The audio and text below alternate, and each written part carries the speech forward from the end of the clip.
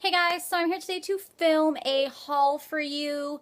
IMATS was this weekend, and so I obviously went. It's kind of my thing. I went last, not really my thing, I went last year, it's my second time. But I'm just obsessed with it. I love IMATS. I would suggest if you're gonna go, buy tickets in advance. IMATS in Toronto is generally in September, in November. And early bird tickets are in September. They're $30, which is a great deal because after that they're like $49. No, I think it was 45, so it was like 50 bucks to buy tickets, which sucked, but I wanted to go. I was ready to go. I went, whatever. So we got there at 8:30.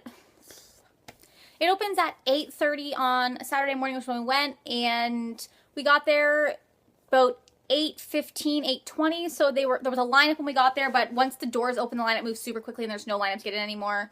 So it didn't take us long to get in. The first place we went was Morph Brushes because they've been kind of like a big deal around YouTube this year. We've all been hearing about it.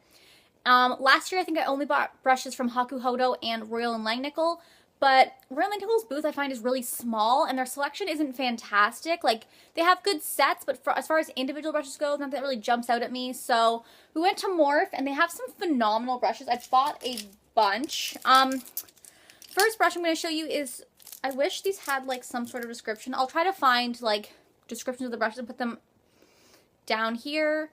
Also, you don't get receipts from any of these places, so I have no idea how much some of this costs. I probably should have like paid attention to this, but I didn't.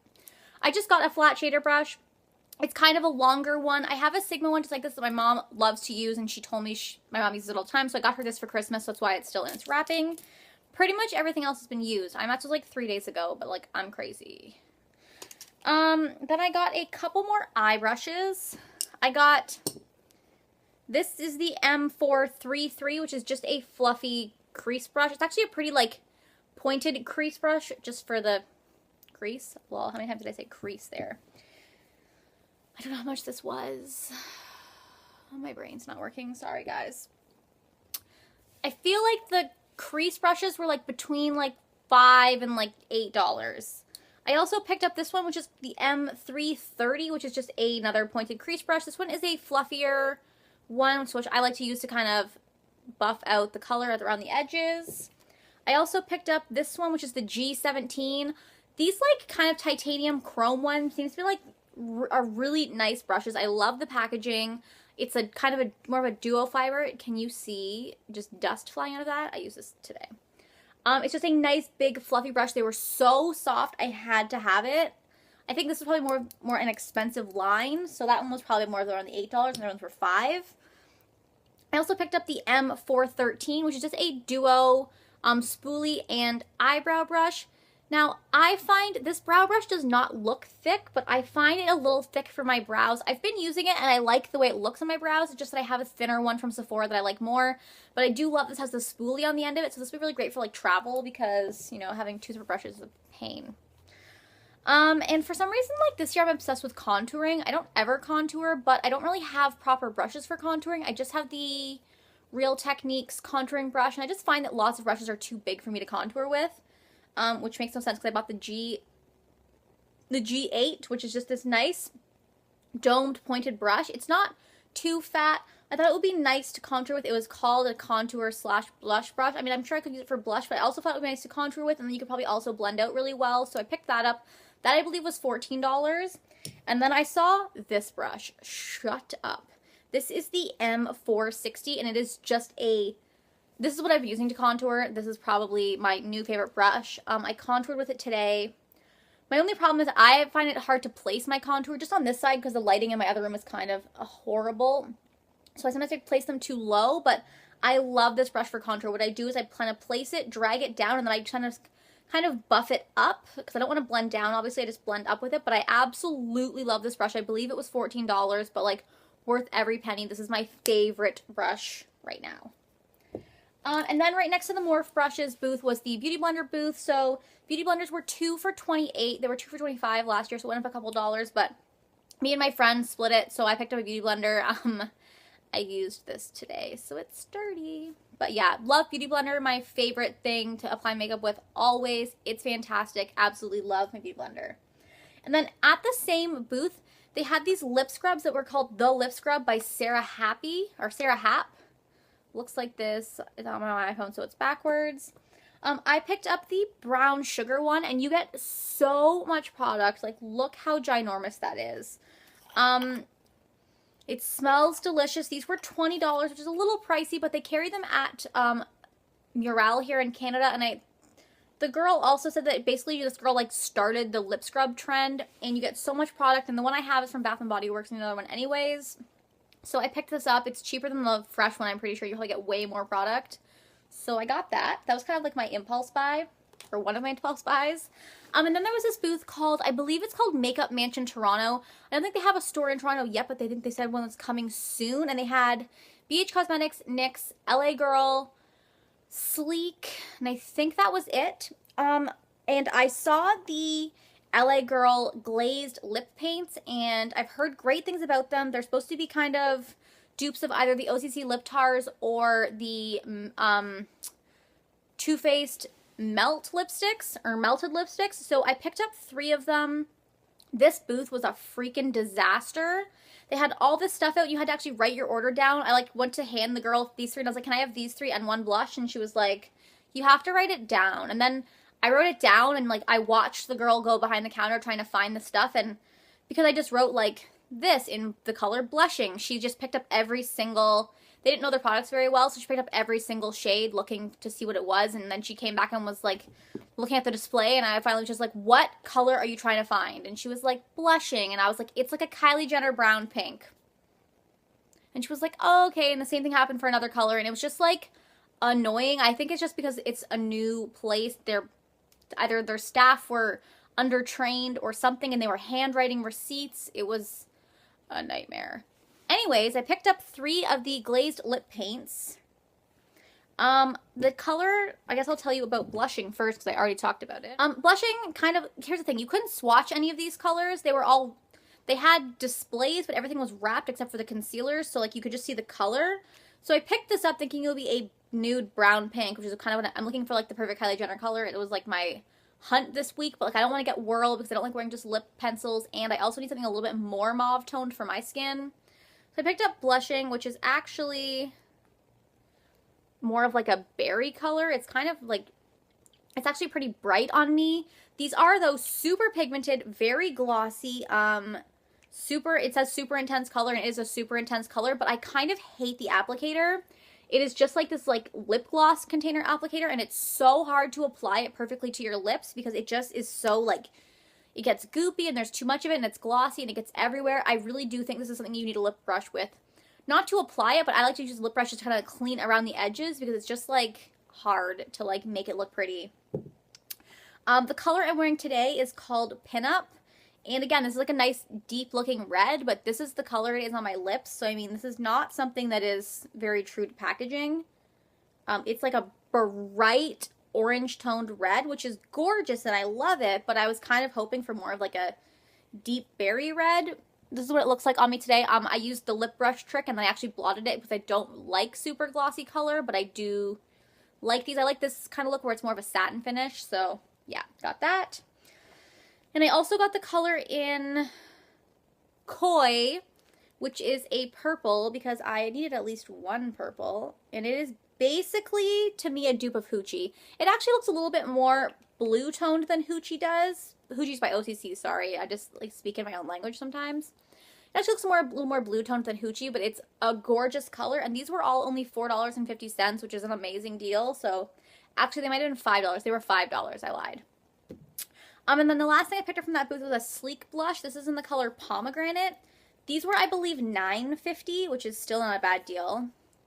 It is just the most beautiful berry color ever. Oh, that's my camera. I absolutely love it. This is what it looks like on my finger. It's just, that's a swatch. Like, stop. It's so beautiful. I'm not wearing it today, but I have been wearing it non-stop since I bought it, and I absolutely love it. So awesome. So that booth was a nightmare, but they had great products, and I definitely will go visit their showroom in Toronto. I would Google them if I was you if you're in the Toronto area. They're at Yonge and Gerrard, so worth a stop by. They carry Sleek, LA Girl, NYX, so much other stuff. It was just a hot mess at the booth, but I would definitely go to their store. So then we walked around for a while, and like we're looking at a bunch of booths, and we didn't really see anything. But I was on the hunt for Lit Cosmetics, and I found them. They were like tucked behind MAC in a corner. Speaking of MAC, the MAC offers a 20% discount at this place. Makeup Forever offers 40%. Both places were a zoo. There was nothing for Makeup Forever I really wanted. MAC, there were some like basics I wanted to stock up on, but their lineup was stupid. Like stupid. Like is it bad that I went to a makeup show and just did not want to wait in line after fucking body checking girls all day? Like it just didn't feel like something I needed to do with my life. So I gave up on the MAC stuff. And I went to Lit Cosmetics. I have a lit glitter in the color Tinseltown, which I got from Sephora last year, and I absolutely adore it. So I actually saw Lit Cosmetics at, I believe, the Blur Makeup Room booth, and they were $12 each. And if you went to the Lit Cosmetics booth, they were $10 each, or they were 3 for $25, so you know I got 3. I absolutely love Lit Cosmetics glitters. I do not like glitter, but these glitters are amazing. I got the color in Rhinestone Cowboy, which is a number 2 size glitter. It is like, oh, so hard to show you guys glitter on camera. It is a brown with just duochrome glitter. It's so beautiful. It's like a neutral glitter, which I don't own one of, so that's awesome. I also picked up the color in Bar Star, which is also a number 2. They're both number 2s, right? Yeah. This is a perfect cobalt blue color. I can't even with that color. Stop. Whew. I actually wore it. I wore black eyeliner the other day, and I actually used this over top of the black eyeliner, and it's so pigmented you couldn't even see the black eyeliner under it. All you could see was a beautiful glitter cobalt blue liner. It was fantastic. And the last color I picked up is Deja Vu, which is actually a size 3 glitter. They had a size 2. Some of these colors come in actually like different sized glitter, but for some reason this one looked more purple to me and I wanted it. So it's just like a purple with like a, it's a purple with like a silver kind of duochrome to it. So beautiful. I have 3 Christmas parties this weekend, so like a different color every day. That sounds like fair. And then also you could purchase these little mini glitter, the little clearly liquid glitter base for $5, but I already have one, and it doesn't come with a lot of product, but for the amount that you need to apply glitter, you really will not need more than one of these for like 2 years. And the girl also threw in a No Glitter, No Glory glitter fan. It's supposed to like, I guess either dry your glitter glue, but also like, I guess blow any like flecks of glitter off your face. And they also give you what they call a sparkle duster, which is basically like a piece of cloth kind of wrapped around like a cotton ball, and you actually just kind of dust your face with it, and actually supposed to just like kind of pick the glitter off with the little nubbies, which is kind of cool. So got that.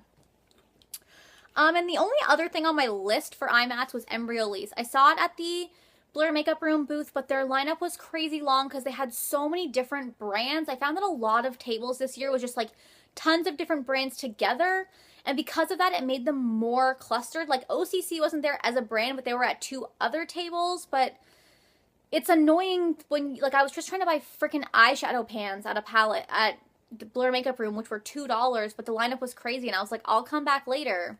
So then I went to, I don't even know what booth I was at, but I saw Embryolisse for $24, and it was $22 at Blur. But I didn't want to wait in line again. This place had no line, so I bought Embryolisse for $24. This is probably my favorite moisturizer I've ever tried. It's so creamy, so smooth. I absolutely love it. And while I was at this booth, I also bought a pack of, I believe, 12 empty eyeshadow pans for $5. But my friend actually owns a shit ton of pigments, and she wants to back to MAC the packaging, so we're going to have a pigment pressing party, and like we're going to split her pigments, which is ballin'. So we bought those, but she has them. And the last place I went was Royal & Langnickel. Like I said, there was some brushes there that I like their brushes, but just nothing stood out to me really, except for this one. I picked up I'm obsessed with blending brushes. I picked up the Eye Blender BP BE219, which is a pink duo fiber brush. It's so pretty. Just a nice crease brush. And then I also picked up the angled shader brush, because this is another brush that my mom always steals from me and says she wants. So I picked this up for her because I'm going to give it to her for Christmas. So that is everything that I picked up from IMATS this year. I hope you guys enjoyed this haul. I would suggest totally going to IMATS at least once. Sam and Nick from Pixie were also there because Real Techniques was there, but the prices were bumped up, and I mean, not from the Canadian prices, but from the American prices, and I didn't want to pay for something that I can just cross the border quickly and get because I live near the border. So yeah, and there was a crazy lineup to meet Sam and Nick, and like, I ain't about that life, but they looked really pretty in person. So yeah, I hope you guys enjoyed this, and I will talk to you later. Bye.